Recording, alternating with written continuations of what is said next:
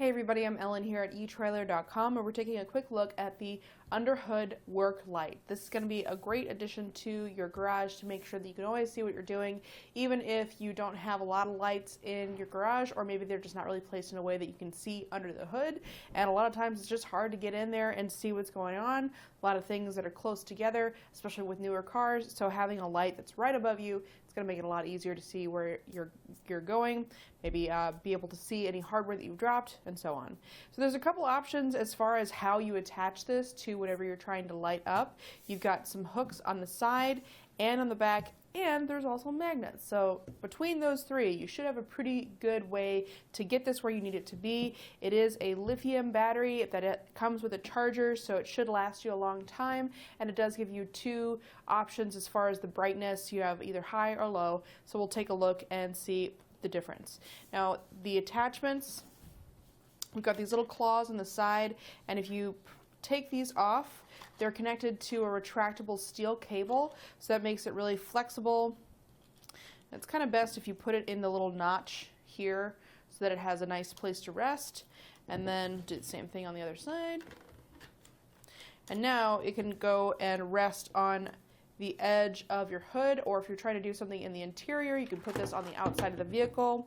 It is going to point straight down. There's not really a way to adjust where this is turned. It just kind of free floats on this cable. So that's one thing that's kind of good and bad. I would prefer if there was a way to direct the light a little bit more deliberately. If you do want that, you can use these hooks, which do give you a little bit more deliberate turning of the light itself, but you're also limited to this amount of width, and it has to be something that you can hook these around. So our third option is to use the magnets. Again, gotta be attaching it to something that's magnetic, something metal, but between those three, you should be able to get this hooked up in a spot that that'll make it easier to see what you're doing inside the engine. So to get these back on there, it's kind of weird. You just have to find a good spot for that little split ring to go, and then kind of smush them back on there. So it's maybe not the most elegant design, but it seems to be relatively effective. Now as far as the brightness, got our button right here to turn it on and off. So I'm going to turn it on, and I'll turn off my studio lights. So this is high. Hit it again, that goes down to low. Does a pretty good job of illuminating pretty well. I know it's kind of hard to tell through the camera, but this is again on low, and I can see it pretty well holding it up at arm's length. Put it up to high. Not a huge difference between those two settings. Oops. So just taking a look at that. Looking at it again, you can tell the difference between them. But so you have that adjustability between those two settings. The output in lumens for the high is 513. For the low, it's 256. It has a runtime of 1.25 hours solid, and that is at the low setting, I believe.